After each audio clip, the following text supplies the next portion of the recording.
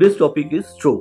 Stroke দু ধরনের হয়, একটা ইসকেমিক স্ট্রোক আর একটা হেমারেজিক স্ট্রোক। ইসকেমিক মানে কোনো রক্তের শিরা ভেতরে যদি ক্লট করে যায়, সেখানে রক্তের প্রবাহ বন্ধ হয়ে যায় এবং সেখানকার যে ব্রেনটা সেই রক্ত থেকে কোনো অক্সিজেন পায় না। আর এক ধরনের স্ট্রোক হয় যেটা হেমারেজিক স্ট্রোক, অর্থাৎ রক্তের শিরা ফেটে গিয়ে ব্রেনের মধ্যে ব্লাড ক্লট হয়। দুটোর মধ্যে কমন হচ্ছে ইসকেমিক বা রক্ত শিরার মধ্যে ক্লট হয়ে যাওয়া।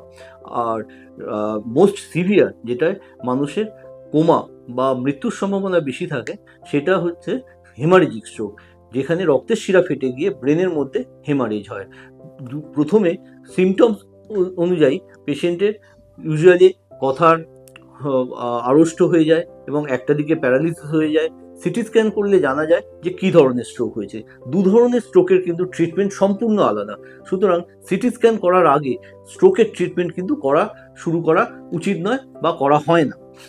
যখনই এরকম একটা দিক অবশ হয়ে যাচ্ছে বা কথা বলতে অসুবিধে হচ্ছে, তখন কিন্তু সঙ্গে সঙ্গে একটা হসপিটালে গিয়ে সিটি স্ক্যান করে দেখা উচিত যে স্ট্রোক হলো কিনা, হলে কোন ধরনের হলো, কারণ তার উপরেই ডিপেন্ড করছে যে কী ধরনের ট্রিটমেন্ট হবে।